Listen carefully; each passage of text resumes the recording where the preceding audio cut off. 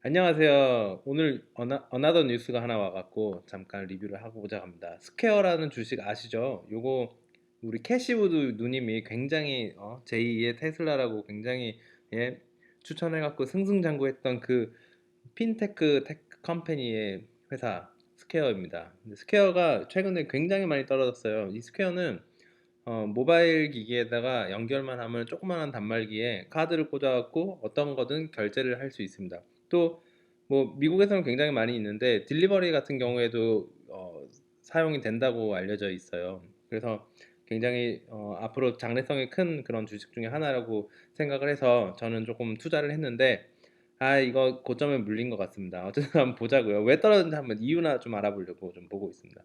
보니까 며칠 새에 쭉 미끄러지고 있고요. 이 테슬라로 대박을 쳤던 아크 인베스트에서 캐시우드 누님이 좀 구라성 있게 이 스퀘어를 밀어줬는데 목표 주가를 2025년까지 375불로 보고 있다고 하더라고요. 뭐 그런 내용의 기사였고요. 그래서 핀테크가 이제 좋아질 거다 뭐 그런 내용인데 최근 계속 좋았는데 제가 사니까 좀 떨어진 것 같네요. 좀 제가 운이 안 좋은 건지 역시 주식은 항상 반반인 것 같습니다. 그래서 한 일주일 만에 무려 12%가 빠져나갔습니다. 그래서 어떻게 이렇게 많이 빠질 수가 있나 좀 이제 좀 부담스러워질 정도로 좀 무서워졌는데 그 이유를 좀 알아보려고 보니까 하나는 이제 구글페이라는 게 생겼어요. 이제 구글페이가 옛날에도 한번 있었긴 했죠. 안드로이드 페이니 뭐 어쨌든 뭐 페이 시스템이 있었는데 이번에 구글페이가 한번 리뉴얼이 되면서 서로 간에 송금도 할 수 있고 물건도 살 수 있고 그리고 아시는 분은 아시겠지만 구글에도 스토어가 있어요. 아마존 같은 스토어. 그런 데서도 쓸 수 있고 뭐 아마도 안드로이드 페이도 어느 정도 대체를 하지 않을까 그런 생각이 되는데 최근에 구글에서 구글페이를 많이 밀고 있습니다. 뭐 그래도 뭐 탑 5 안에 뭐 핀테크 관련해서는 아직도 스퀘어가 굉장히 탑 리스트에 돼 있고요. 그 어깨를 견주고 있는 게 캐시앱이나 뭐 벤모, 페이팔, 뭐 페이팔 가장 유명하겠죠, 한국에서는. 뭐 벤모도 알고 보니까 페이팔이 인수를 한 것 같습니다. 어쨌든 벤모는 미국에서도 꽤 많이 쓰는 그런 친구끼리 전송할 수 있는 송금 시스템이고요. 이 캐시앱도 마찬가지로 뭐 이퀴밸런트합니다. 벤모나 페이팔처럼 결제도 가능하고 최근에는 캐시앱은 뭐 스퀘어가 만들긴 했지만 뭐 비트코인 거래를 할 수도 있다 뭐 그런 기대감도 있고 뭐 여러 가지 주식 거래도 요즘에 시작한 것 같더라고요. 그래서 굉장히 좋게 보고 있었는데 뒤통수 맞았습니다. 12%나 빠지다니 좀 놀랍고요. 일단 뭐 그 이유 중에 하나는 뭐 어쨌든 이 구글페이가 등장을 했다. 한번 이 구글 형님들의 쓴맛을 한번 볼 수도 있다. 뭐 그런 우려감 때문에 좀 떨어진 것도 있고요. 또 한 가지 이유는 다운로드 수를 보면 이 스퀘어의 캐시 앱은 많이 줄었습니다. 그 상승률이 다운로드는 계속 증가는 하고 있는데 4월 달에는 같은 경우에는 뭐 스티뮬러스 체크 같은 스팀팩도 받아갖고 다운로드 수가 무려 80%나 성장을 했어요. 근데 지금 12월에 이어 투 어라운드 기준으로 보면은 뭐 그 증가 속도가 굉장히 줄어들었죠. 그래서 12%까지 줄어들었다고 합니다. 그래서 그런 면에서 좀 더뎌지고 있고요. 고객 확보가. 물론 이번에 또 한 번의 스티뮬러스 빌 체크가 한 번 더 사인이 됐기 때문에 트럼프가 마지막으로 사인을 하고 나갈 예정이기 때문에 이 900빌리언의 코로나 패키지가 이번에 풀리게 되면은 인당 600불의 엑스트라 머니가 생겨요, 시중에.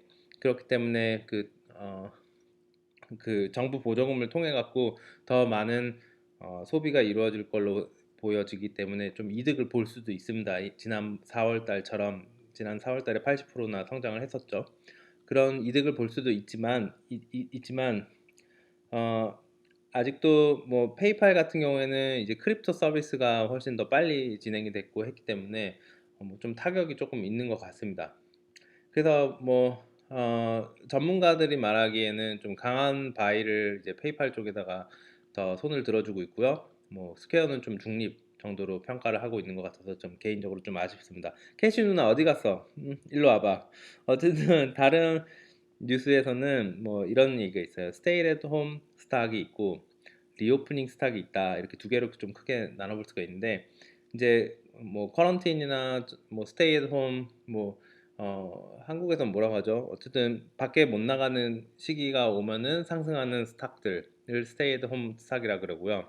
이제 백신이 성공적으로 맞춰서 코로나가 종식이 됐을 때 기대가 되는 그런 스탁을 리오프닝 주라고 하는데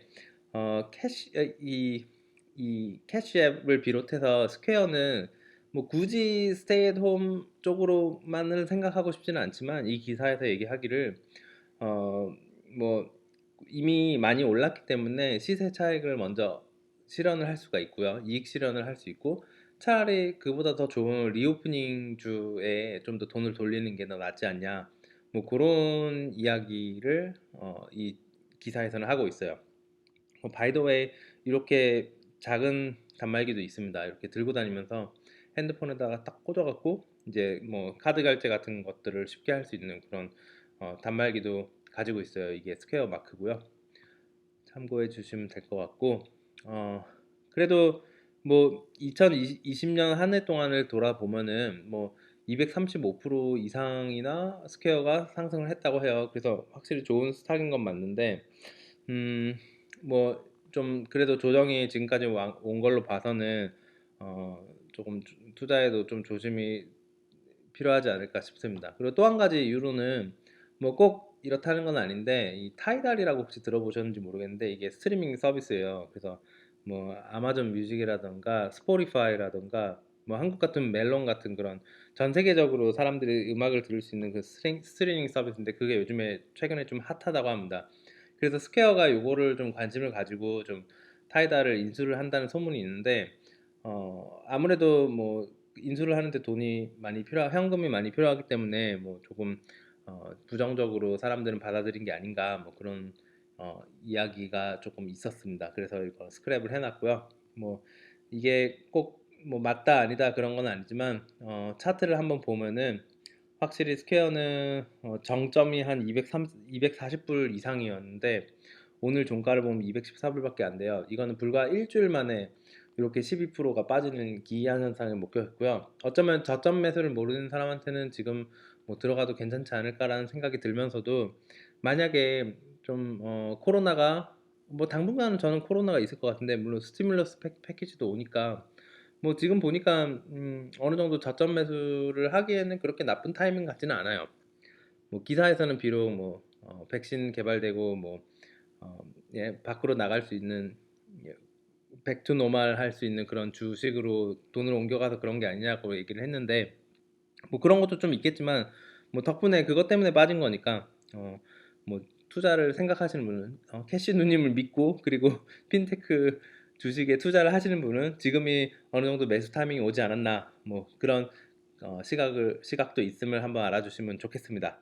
그러면 늘 편안한 밤 혹은 편안한 아침 되시고 네, 좋은 하루 되시길 바랄게요. 안녕히 계세요.